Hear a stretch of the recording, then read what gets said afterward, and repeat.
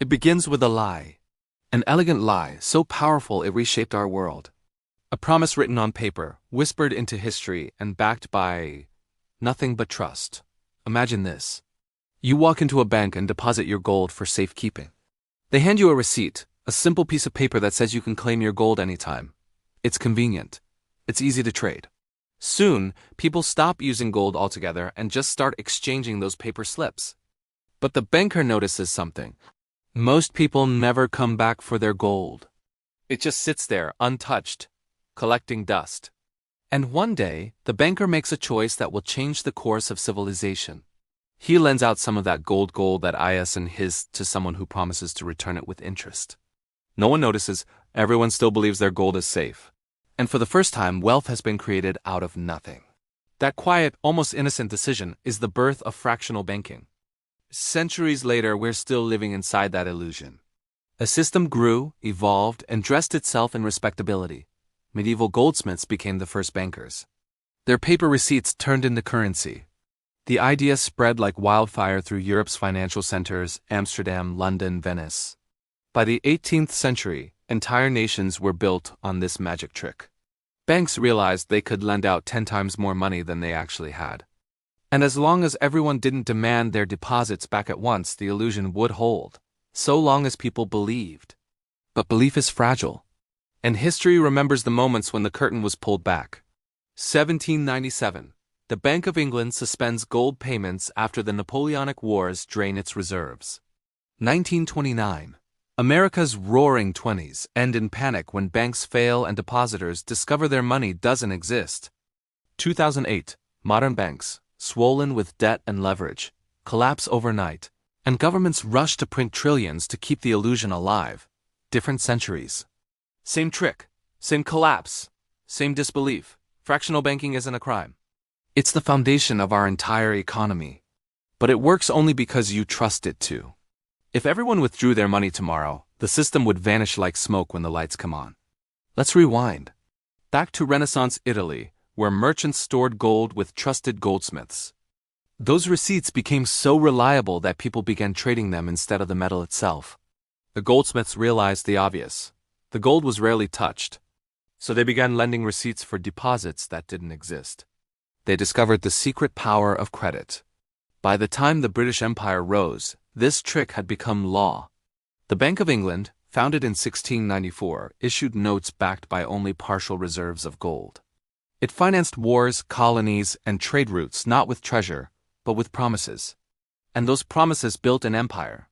Across the Atlantic, the same system took root. When the United States created the Federal Reserve in 1913, the goal was to make credit infinite, to prevent panics by controlling the flow of belief. But every control mechanism has a cost.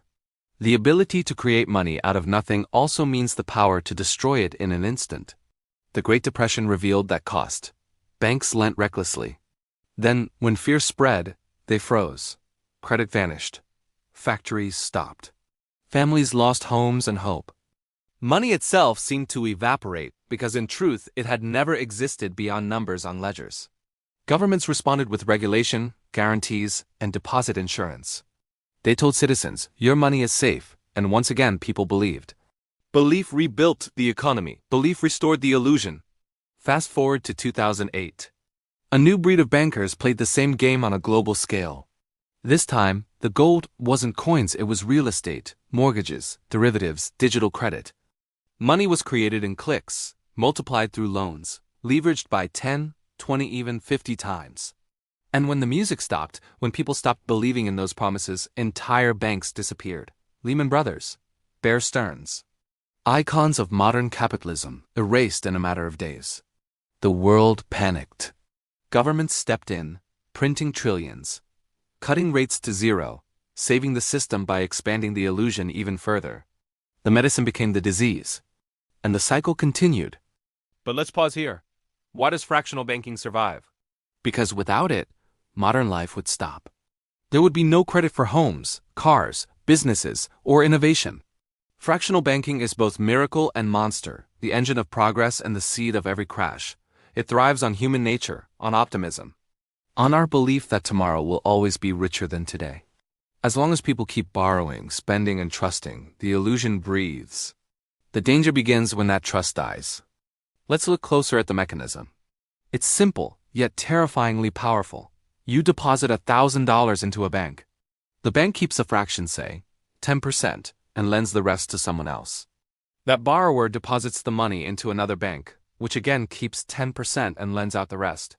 And so on. Your single $1,000 multiplies through the system, becoming $9, $10, even $20,000 in circulation, all created from thin air. If everyone demanded their cash back at once, the game would end instantly. But that rarely happens.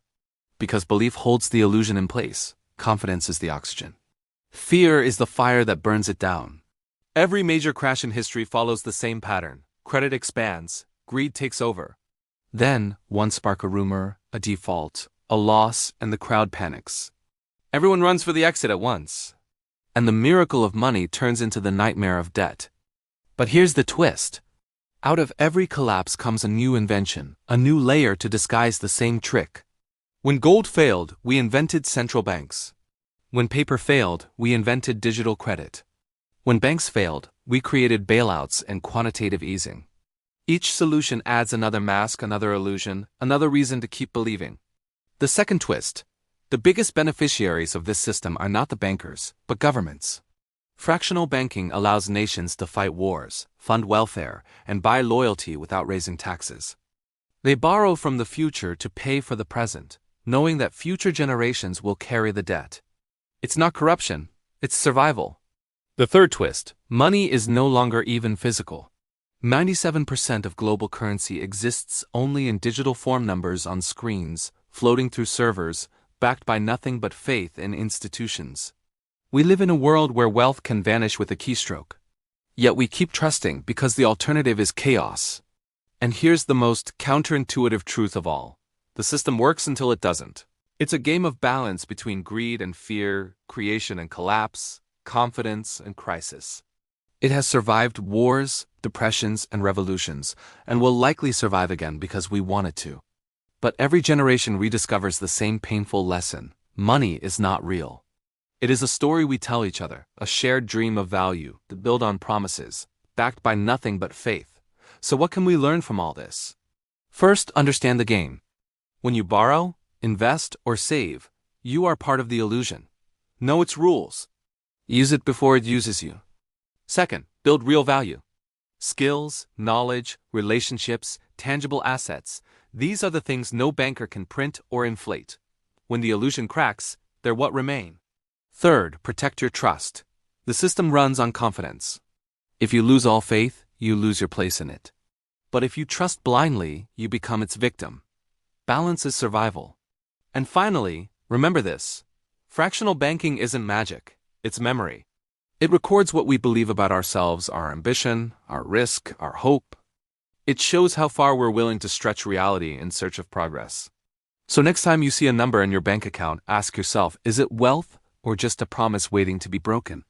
Because somewhere, in a quiet office, a banker is creating money that doesn't exist. And as long as we keep believing that nothing will keep shaping everything. If you found this exploration of money and our financial system fascinating, make sure to like this video and subscribe for more deep dives. Thanks for watching.